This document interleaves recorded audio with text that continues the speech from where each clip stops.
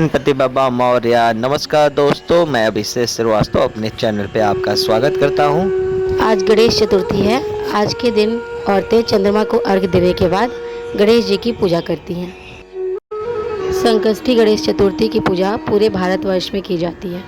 इस दिन महिलाएं सुबह से निर्जला व्रत रखकर शाम को चंद्रमा के उदित होने के बाद चंद्रमा का दर्शन करके अपने पुत्र एवं परिवार की कुशलता की कामना करते हुए गणेश जी की आराधना एवं पूजा करती हैं। गणपति बप्पा मौर्य, मंगल मूर्ति मौर्य।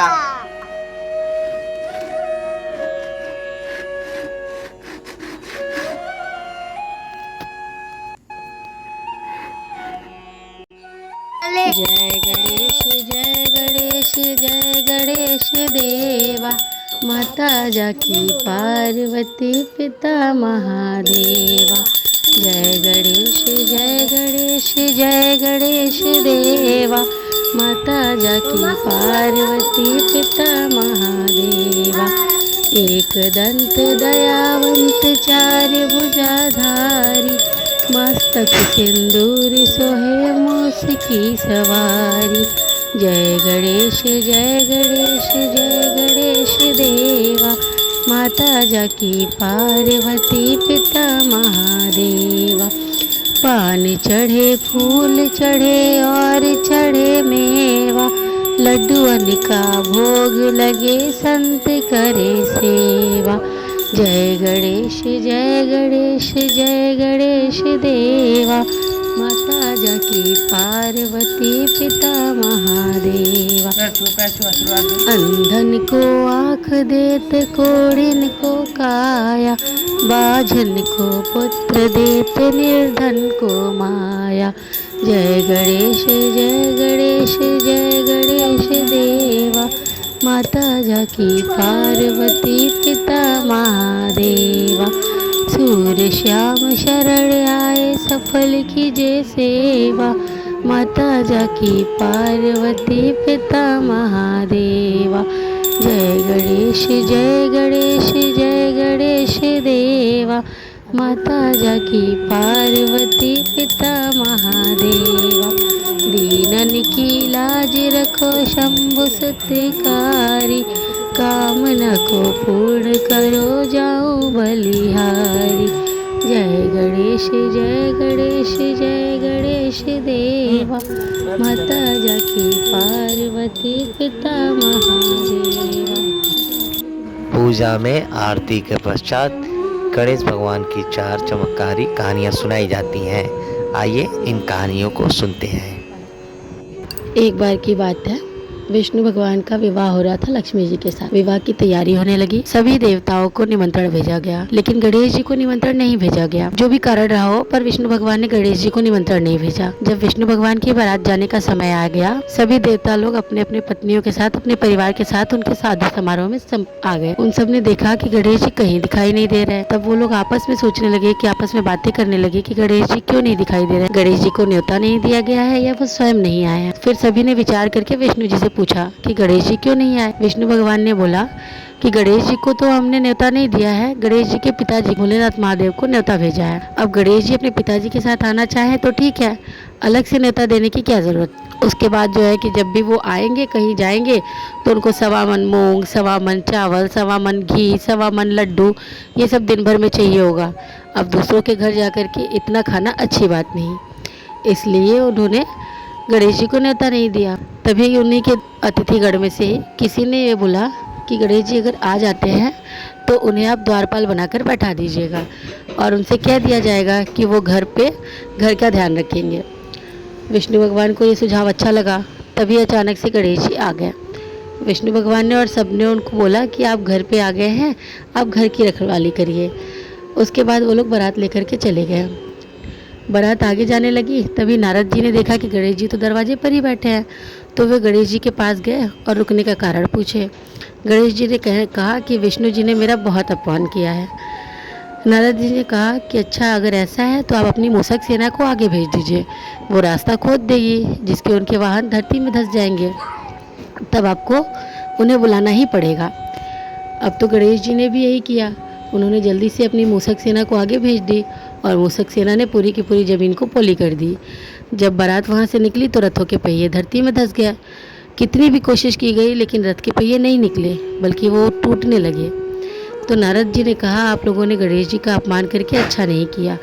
यदि उन्हें मनाकर लाया जाए तो आपका कार्य सिद्ध हो सकता है। विष्णु जी ने भी सोचा ये सही कह रहे हैं, तो सबने उन्हें गणेश भगवान जी को बुलाया। गणेश भगवान जी आए, उन्होंने रथ के पहियों को बाहर निकाल दिया। तभी जो रथ के पहिए टूट गए थे उसको बनवाने के लिए सोचा गया, तो उन्हें वहीं पर एक खाती अपना काम करते हुए दिखाई दिया। खाती को जो है बुलाया गया कि रथ के पहिए ठीक कर दो। तो खाती ने सबसे पहले ओम गणेशाय नमः कहा, उसके बाद रथ के पहिए ठीक करने लगा। जल्दी जल्दी रथ के पहिए ठीक हो गए। फिर बाद में खाती ने बोला कि आपने गणेश जी को नहीं मनाया होगा, इसीलिए आपका कार्य सिद्ध नहीं हो पा रहा था। अगर हम लोग जो है कोई काम करते हैं तो भगवान को याद करते हैं, गणेश जी की आराधना करते हैं, और आप लोग देवी देवता होकर ही गणेश जी की आराधना नहीं किए। तो सारे लोगों ने मिलकर गणेश जी की आराधना की और उनका कार्य संपन्न हुआ। अच्छे से शादी हुई और भगवान विष्णु जी लक्ष्मी जी को लेकर अपने साथ अपने घर आए। हे गणेश जी महाराज, वैसे ही सबका कार्य संपन्न करें। बोलो गजानन भगवान की जय। गणेश चौथ की दूसरी, एक मेढक और एक मेढकी रहते थे। मेढकी जो थी वो भगवान गणेश भगवान जी की बहुत बड़ी भक्त थी, वो उनकी बहुत पूजा करती थी। मेढक जो था वो भगवान में बिल्कुल विश्वास नहीं करता था, वो पूजा पाठ बिल्कुल नहीं करता था, और वो हमेशा मेढकी को कहता रहता था कि अरे मेढकी, इतनी पूजा पाठ क्यों करती हो, भगवान कौन सा हमें कुछ फल देने वाले हैं। लेकिन मेढकी हमेशा कहती थी कि नहीं नहीं, ऐसा नहीं है, भगवान हमेशा हमें किसी न किसी रूप में आशीर्वाद और फल देते रहते हैं। एक दिन क्या होता है कि मेढक एक लोग के घर में घुस जाता है। उनके घर में चूल्हे पे बड़ा सा भगोना रखा रहता है, उसमें पानी खौल रहा होता है, और मेढक किसी तरह उसी पानी में गिर जाता है। मेढक को लगता है अब तो मेरे प्राण गए। उस आखिरी समय में गणेश भगवान को याद करता है और उनसे कहता है कि हे गजानन भगवान, मैंने तो कभी आपकी पूजा नहीं की, पर मेरी मेढकी आपकी बड़ी भक्त है। मैं अगर मर जाता हूँ या मुझे कुछ भी हो जाता है तो मेरी मेढकी विधवा हो जाए, उसका आप पर से विश्वास उठ जाएगा। मेरी मेढकी को विधवा होने से बचा लीजिए, उसका आप पर विश्वास हमेशा बना रहे, कुछ ऐसा करिए। तभी अचानक से वो भगोना मिट्टी का था जो फूट गया और मेढक जो था उस पानी से बाहर निकल आया। फिर मेढक घर जा कर के अपनी पत्नी को बताता है कि आज मेरे साथ ऐसा ऐसा हुआ। मेढकी कहती है, इसीलिए मैं कहती थी कि हमेशा भगवान गणेश जी की पूजा आराधना किया करो। जैसे भगवान गणेश ने मेढकी के सुहाग की रक्षा की, वैसे ही गणेश भगवान सबके सुहाग की रक्षा करें।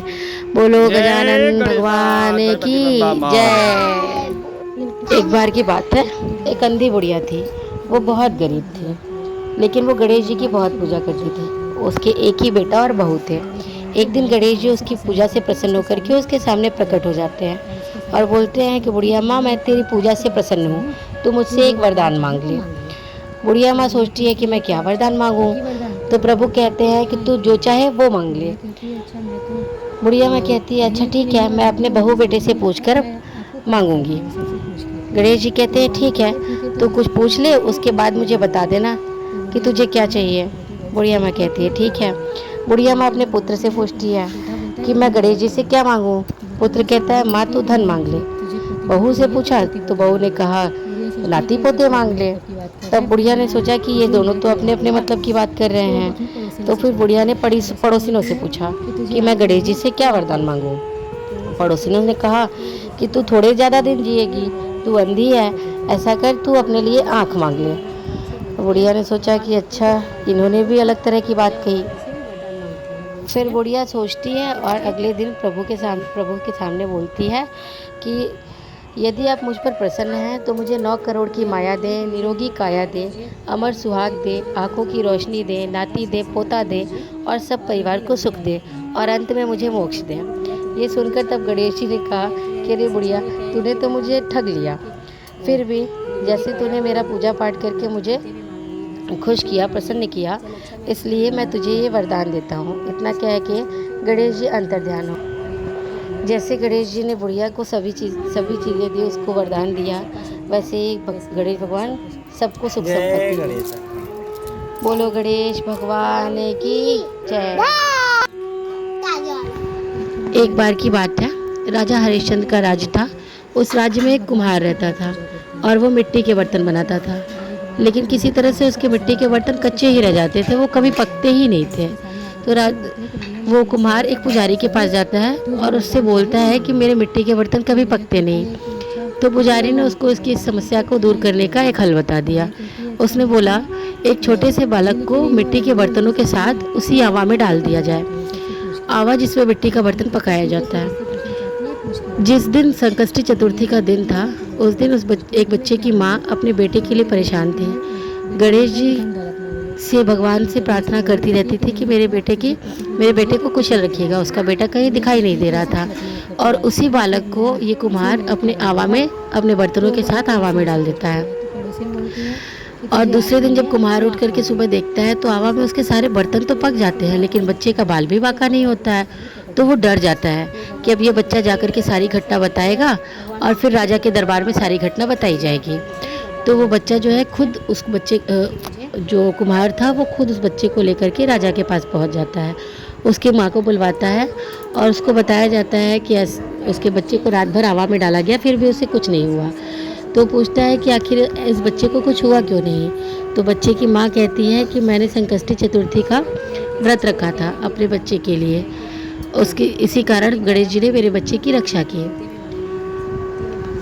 जैसे गणेश जी ने उनके बच्चे की रक्षा की, उसके बाद से, इस घटना के बाद से सारी महिलाएं अपने बच्चों के और अपने परिवार के सौभाग्य के लिए, उनके संकट को हरने के लिए गणेश चतुर्थी का व्रत करने लगी।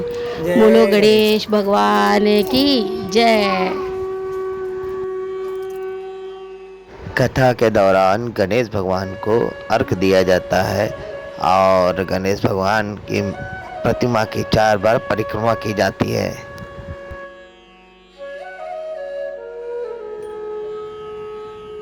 अंततः पूजा समापन के बाद गणपति बप्पा से सब लोग आशीर्वाद प्राप्त करते हैं।